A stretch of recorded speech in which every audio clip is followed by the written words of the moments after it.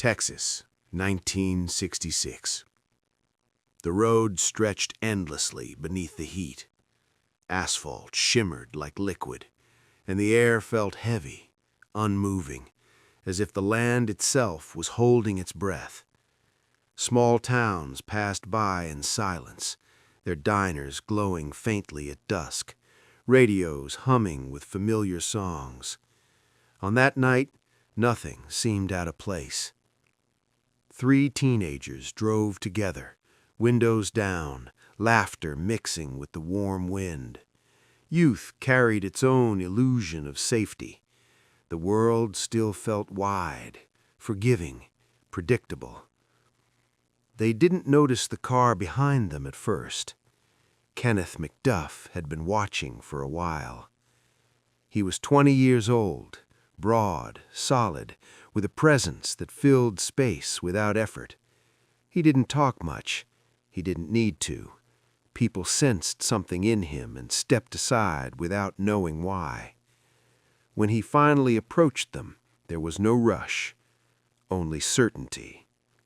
The car stopped on a dark stretch of road where the lights didn't reach. Confusion came first, questions, nervous laughter that quickly dissolved into silence. McDuff stood calmly, studying their faces. Fear arrived slowly, then all at once. There was no explosion of violence, no chaos, no loss of control. Everything happened with deliberate precision. Later, investigators would struggle to describe it. Not rage, not panic, something colder, something focused, as if the act itself had been rehearsed in the mind long before it happened. By the time the sun rose over Texas, 3 lives had been erased, and Kenneth McDuff walked away, unchanged. Inside him, something had shifted, not awakened, but confirmed, a sense of power, of dominance, of knowing exactly who he was. This wasn't the beginning of madness. It was the beginning of certainty. And Texas had no idea what kind of man it had just met. The arrest came quickly. Texas did not move slowly in 1966, not when 3 teenagers were dead, and the evidence pointed in a single direction. Witnesses spoke. Details emerged. The story, once scattered and confused, began to take shape. Kenneth McDuff didn't resist. He sat quietly during questioning, answering when spoken to, his voice steady, his eyes unreadable. Detectives noticed it immediately, the absence of fear, the absence of regret. It unsettled them more than anger ever could. In the courtroom, the air felt heavier than outside.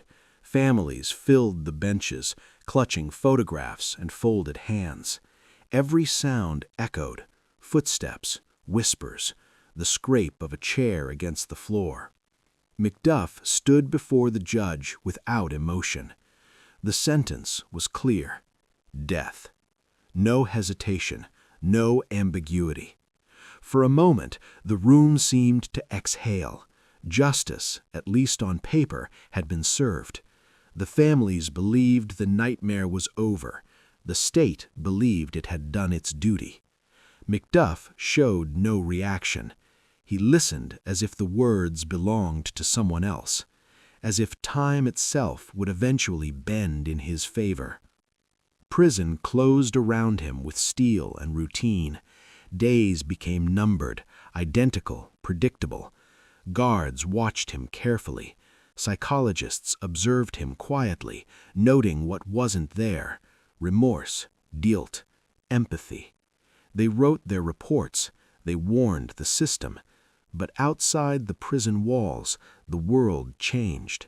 In 1972, the Supreme Court halted executions across the country. Laws shifted. Sentences were revisited. What once felt final became temporary. Kenneth McDuff's sentence was commuted. Death became life. A single administrative decision, a legal correction, and the first crack in a system that believed the danger had been contained. McDuff returned to his cell that night, not as a man awaiting execution, but as a man with time. And time, for someone like him, was not punishment. It was opportunity. Prison did not break Kenneth McDuff. It organized him. Behind concrete walls and locked doors, time lost its meaning. Days blurred into years, and years became something to study, something to use.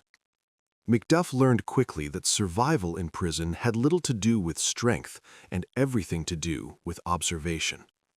He watched guards. He watched other inmates. He listened. And slowly he adjusted. He followed rules when it mattered, kept his temper hidden, learned when to speak and when silence worked better. To those around him, he became predictable, manageable, almost forgettable. Psychologists met with him in small rooms that smelled of paper and stale air. They asked about childhood, about anger, about remorse. McDuff gave them what they wanted: measured answers, careful phrases, just enough cooperation. But behind his eyes, nothing shifted. Reports began to stack up, some cautious, some optimistic, a few alarmed. Words like manipulative, dominance-driven, lack of empathy appeared again and again. The warnings were there. They were simply inconvenient. Years passed. The prison population grew. Pressure mounted to reduce overcrowding. Parole boards searched for signs of reform, any indication that time had done its work. McDuff learned how to perform that role. He attended programs. He avoided trouble. He spoke of change. By the late 1980s, the file in front of the parole board looked acceptable. Not safe, but acceptable. In 1989, after more than 2 decades behind bars, the decision was made. Kenneth McDuff would be released. The gates opened slowly. Sunlight hit his face. The same sun, the same heat, unchanged since 1966. He stepped forward without hesitation, carrying no visible anger, no visible urgency. Just calm. Texas believed it had corrected a sentence. What it had done instead was give a patient predator a second beginning. Freedom did not shock Kenneth McDuff. It fit him. Texas in the late 1980s looked different. Wider highways, brighter lights, faster lives. But beneath the surface, the same spaces remained, the same lonely roads, the same quiet places where people passed through and were forgotten. McDuff slipped into that world easily. He took small jobs, spoke politely when required, learned new routines the way he once learned prison schedules. To those around him, he was unremarkable, just another man trying to start over. But the calm didn't last. Women began to disappear. At first, the cases felt disconnected. Different towns, different circumstances.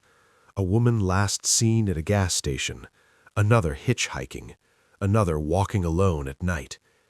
Each disappearance carried its own questions, its own uncertainty.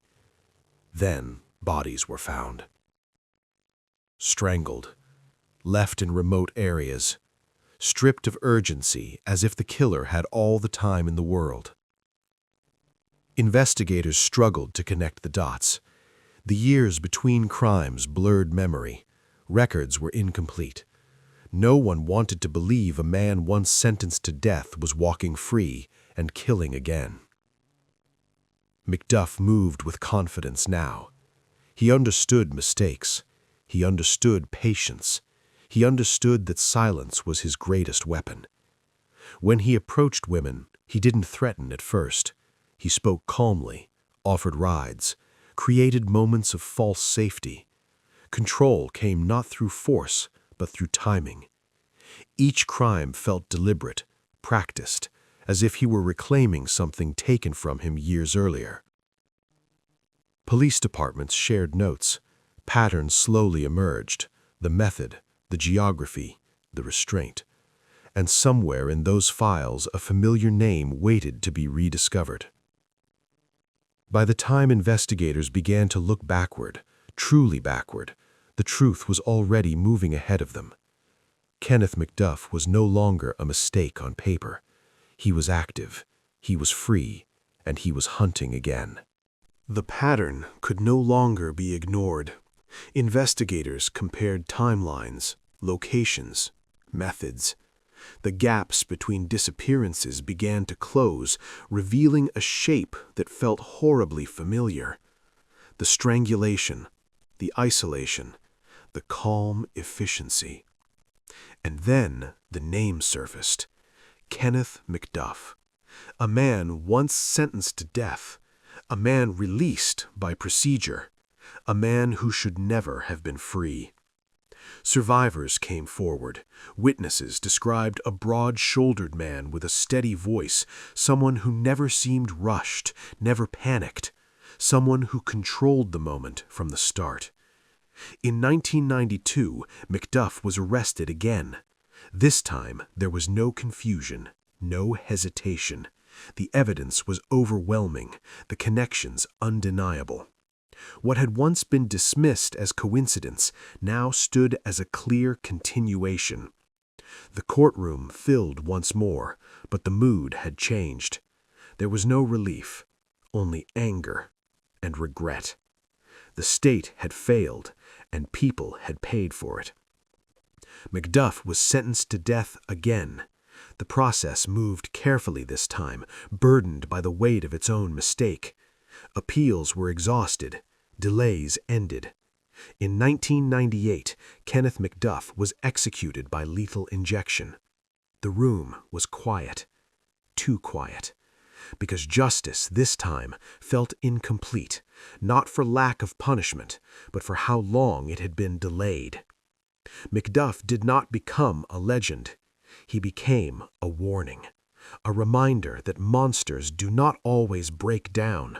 Some learn, some wait, some adapt perfectly to systems designed to contain them. Kenneth McDuff was stopped, but only after the damage was done twice. And his story remains one of the darkest lessons in American crime history. When control is mistaken for reform, evil doesn't disappear. It just waits.